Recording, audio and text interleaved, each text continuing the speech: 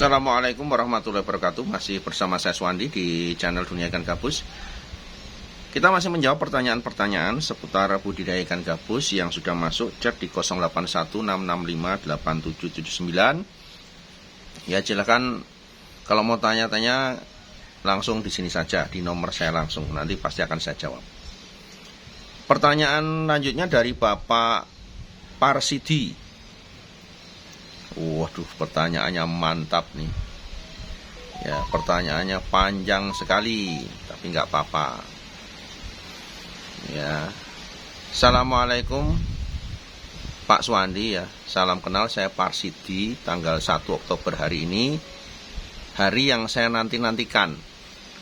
Karena di hari ini saya resmi pensiun dari PNS. Ini baru September Pak, belum Oktober ya. Ini September loh Pak. Sangat berkeinginan untuk bermitra di bidang pembibitan dengan Pak Suwandi. Kira untuk lokasi di Cikarang, Kabupaten Bekasi masih ada tidak kuotanya? Tolong bisa dijawab Pak. Atas jawaban dari Bapak Suwandi saya ucapkan terima kasih. Kalau untuk Cikarang, ya nanti kita infokan Pak. Yang jelas untuk saat ini sudah penuh ya. Sampai akhir September ini sudah cukup ya kuota untuk pembenihan. Kemudian ada beberapa yang ingin saya tanyakan ya. Jadi langsung saya jawab saja karena banyak sekali pertanyaannya. Yang pertama, dengan persiapan saya kira-kira 1-2 bulan Oktober November, apakah cukup waktu mempersiapkan segala sesuatunya? Seperti ya persiapan pembuatan kolam bis indukan sebanyak 12 kolam, pembuatan kolam untuk pembibitan, kemudian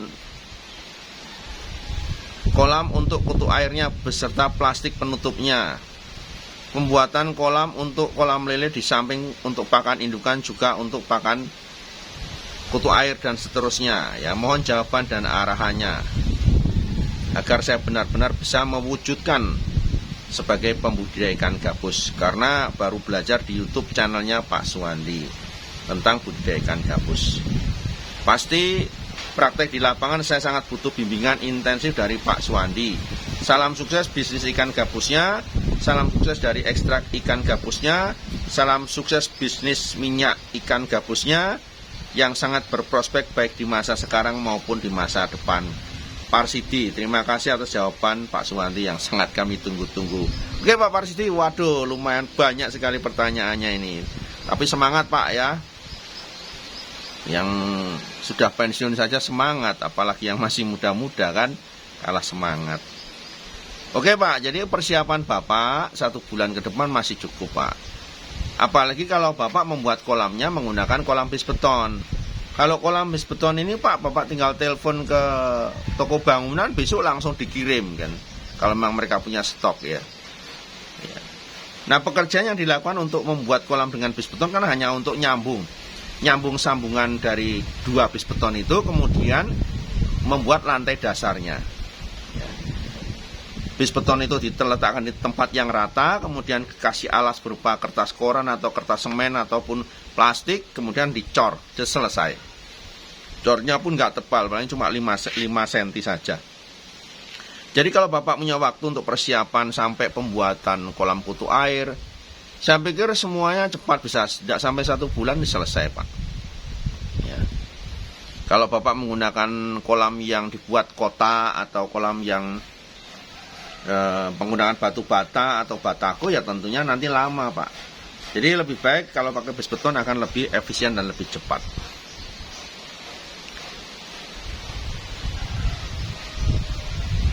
Ya. Oke, berikutnya masih ya lanjutan dari Pak Parsidi tadi. Saya tinggal di Pamulang Pak, Kota Tangerang Selatan. Nah, setelah pensiun akan pindah ke Cikarang, Kabupaten Bekasi, dan akan merintis usaha pembenihan ikan gabus di lokasi Cikarang tersebut. Demikian informasi Pak Suwandi. Ya, oke Pak Parsidi ya. Ya, selamat menikmati kebebasan ya, sudah purna ya. Mungkin sudah cukup lama berkarya. Ya, mudah-mudahan nanti bisa kita bekerja sama dalam usaha budidaya ikan gabus ini ya. Sukses untuk Pak Parsidi ya.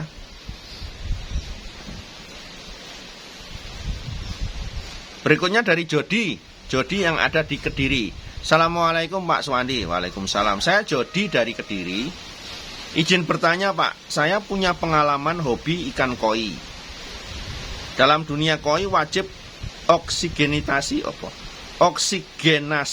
optimal dengan aerator ya, filtrasi mekanik untuk menyaring kotoran padat dan filtrasi biologis untuk memecah amonia yang berbahaya.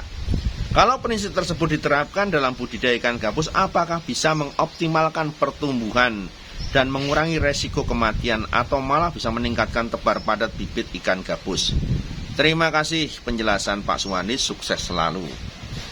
Untuk Mas Jody yang ada di Kediri, ya jelas selama ini saya belum pernah menggunakan cara-cara aerasi maupun filtrasi dengan budidaya ikan gabus ya. Jadi memang selama ini kita menggunakan air diam saja, menggenang gitu. Tetapi alangkah baiknya kalau memang mau dicoba silahkan ya, bisa dijadikan sebuah eksperimen. Siapa tahu nanti bisa meningkatkan hasil produksi ataupun padat tebar dari ikan gabus itu sendiri. Ya silahkan dicoba, tapi saran saya kalau memang mau mencoba, ya dari kecil lah, dari masih ukuran larva itu sudah bisa dibiasakan ya. Oke ya Mas Jody, sukses selalu.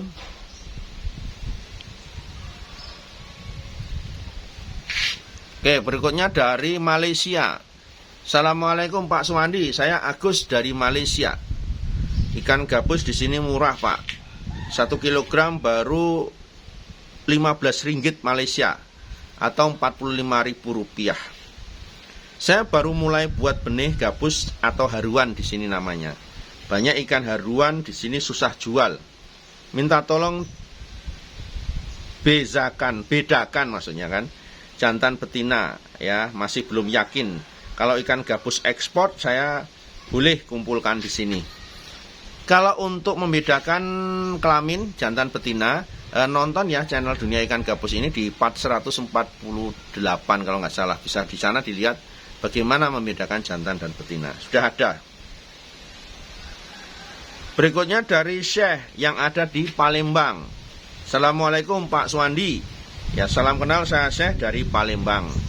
Saya mau tanya, apakah bisa mengawinkan ikan gabus jantan dan betina besarnya tidak seimbang? Apakah harus sama-sama besar? Mohon bimbingan. Terima kasih. Untuk ikan gabus saat kawin atau saat mereka terjadi proses pemijahan, mungkin kalau di alam liar bisa terjadi ya, bukan di budidaya, bisa jadi jantannya bisa lebih kecil dibanding betinanya, atau sebaliknya juga. Tetapi dalam hal budidaya, alangkah baiknya memang ya, kalaupun tuh selisih 1 on nggak masalah ya, itu nggak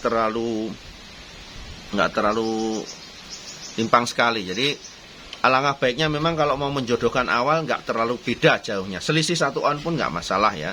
Jangan terlalu besar, misalkan 1 kilo indukan betina, kemudian jantannya cuma setengah kilo. Ya bisa saja kemungkinan terjadi pemijahan, tetapi alangkah baiknya dengan usia yang hampir-hampir sama. Itu nggak lebih baik ya dalam proses pemijahan. Misalkan usianya 1 tahun ya, sama yang usia 11 bulan, itu nggak masalah ya. Masih cukup baik untuk melakukan proses pemijahan ya. Oke teman-teman pemirsa, sahabat Dunia Ikan Gabus, ya sampai di sini jawab pertanyaan masalah ikan gabus. Ya, nanti kita lanjut lagi di sesi berikutnya. Assalamualaikum warahmatullahi wabarakatuh.